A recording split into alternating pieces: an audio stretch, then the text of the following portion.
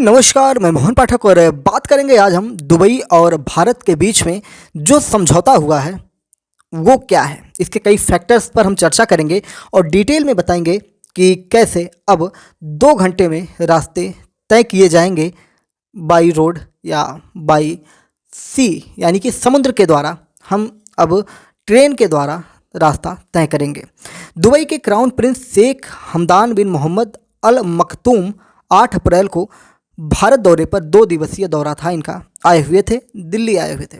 विदेश मंत्रालय के द्वारा जो आधिकारिक बयान जारी किए गए, मीडिया में आए, उसके अनुसार अगर हम इनकी यात्रा के ऊपर ध्यान दें तो कहा गया कि शेख मोहम्मद अल मखतूम प्रधानमंत्री मोदी से मुलाकात करेंगे, साथ साथ विदेश मंत्री एस जयशंकर और रक्षा मंत्री राजनाथ सिंह के साथ भी वार्ता करेंगे। और ये वार्ता उस लेवल पर जाएगी जिस लेवल पर हम जाना चाहते हैं। आपको बता दें कि इसमें उस कार्य की चर्चा है जो सोच से भी परे है। आपको बता दें कि भारत और यूएई के बीच व्यापक आर्थिक भागीदारी समझौता CEPA 18 फरवरी 2025 को ही अपने हस्ताक्षर के 3 साल पूरे किए हैं। CEPA एक पूर्ण और गहन समझौता है जिस पर 18 फरवरी 2022 को प्रधानमंत्री मोदी और यूएई राष्ट्रपति और अबू धाबी के शासक महामहिम शेख मोहम्मद बिन जायद अल नाहयान के बीच एक वर्चुअल शिखर सम्मेलन के दौरान हुआ था। यह 1 मई 2022 से लागू हो गया था।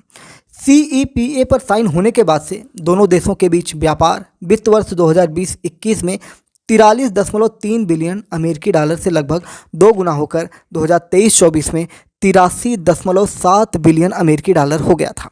अप्रैल से दिसंबर 2024 के दौरान यह 71.8 बिलियन अमेरिकी डॉलर तक पहुंच गया।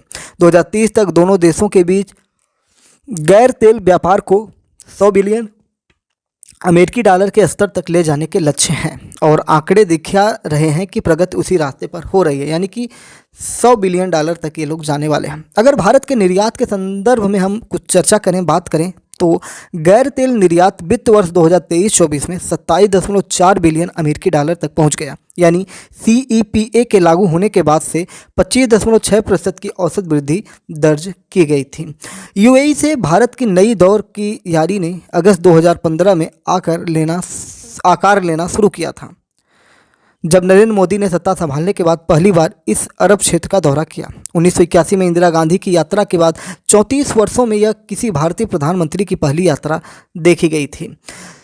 विदेश मंत्रालय ने 5 अप्रैल को जानकारी दी थी कि भारत और यूएई मिलकर श्रीलंका में एक एनर्जी हब विकसित करने पर सहमत हुए। यह भारत के लिए खास है क्योंकि हिंद महासागर के द्वीप राष्ट्र में चीन के साथ नई दिल्ली की प्रतिष्ठा स्पर्धा बढ़ा रहे हैं, जैसे श्रीलंका, चीन हुआ, ये लोग, ठीक है।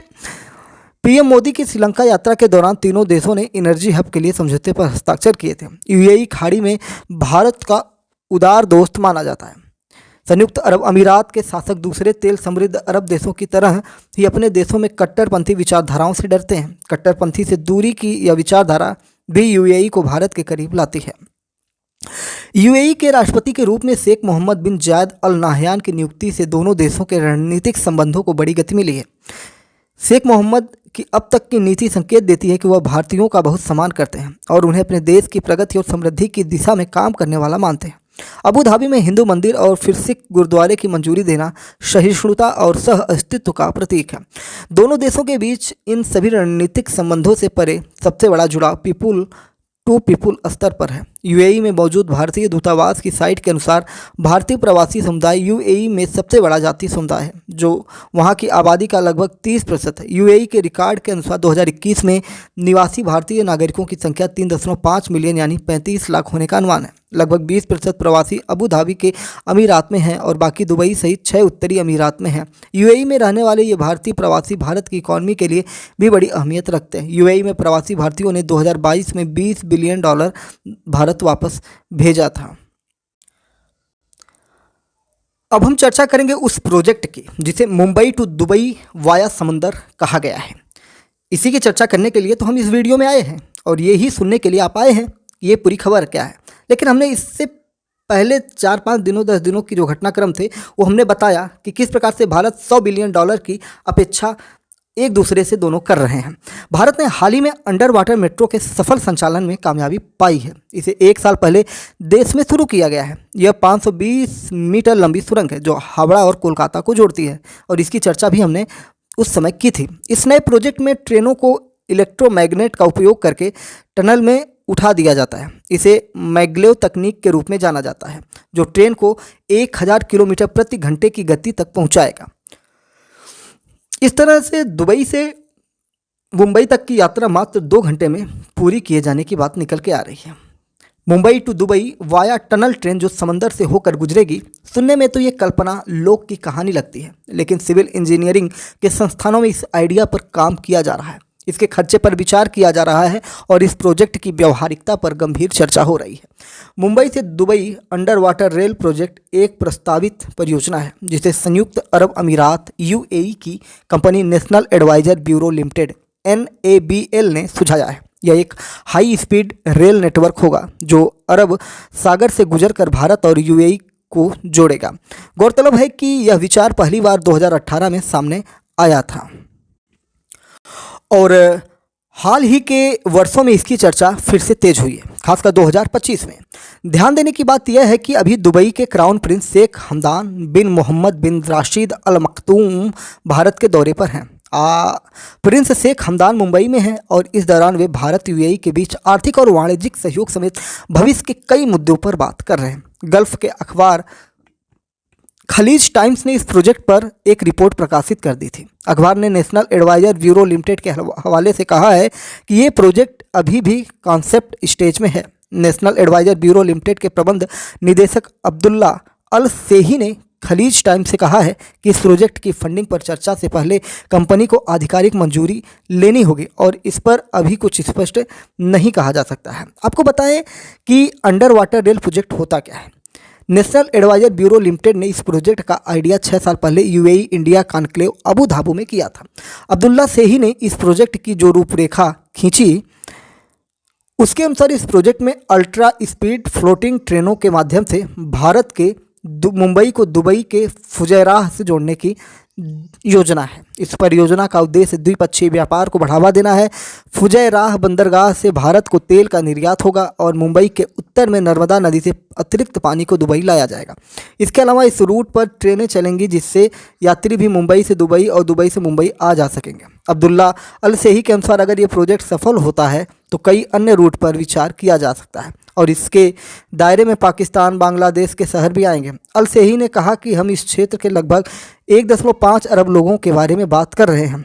उनके लिए विमान के बजाय ट्रेन का उपयोग करना आसान होगा। समंदर के अंदर से होकर गुजरने वाले इस रूट की लंबाई लगभग 2000 किलोमीटर बताई जा रही है और इसकी गति 600 किलोमीटर प्रति घंटे से लेकर 1000 किलोमीटर प्रति घंटे आंकी जा रही है। अल सेही के अनुसार ट्रेन को इलेक्ट्रोमैग्नेट का उपयोग करके टनल में उठा दिया जाएगा। इसे मैग्लेव तकनीक के रूप में जाना जाता है जो ट्रेन को 1000 किलोमीटर प्रति घंटे की गति तक पहुंचाएगा। इस तरह से दुबई से मुंबई तक की यात्रा मात्र 2 घंटे में पूरी हो सकेगी। अभी विमान से इस सफ़र को पूरा करने में 2-3 घंटे का समय लगता है। बता दें कि मैग्लेव तकनीक का इस्तेमाल कर ही जापान और चीन में बुलेट ट्रेनें चलती हैं। यह तकनीक ट्रेन को चुंबकीय बल से हवा में उठाकर घर्षण कम करती है जिससे 1000 किलोमीटर प्रति घंटे की रफ्तार संभव होती है। उन्होंने कहा कि ट्रेन कंक्रीट सुरंगों से होकर गुजरेगी जो अरब सागर की सतह से 20 से 30 मीटर नीचे डूबी होंगी। इन सुरंगों को स्थिरता प्रदान करने के लिए एंकर किया जाएगा। नेशनल एडवाइजर ब्यूरो लिमिटेड के प्रबंध निदेशक अल सेही का मानना है कि इस परियोजना के साथ यूएई यात्रियों और माल दोनों के लिए अरब की खाड़ी में भारत का प्रवेश बन जाएगा और यह यूएई की राष्ट्रीय अर्थव्यवस्था के लिए एक रणनीतिक बदलाव होगा।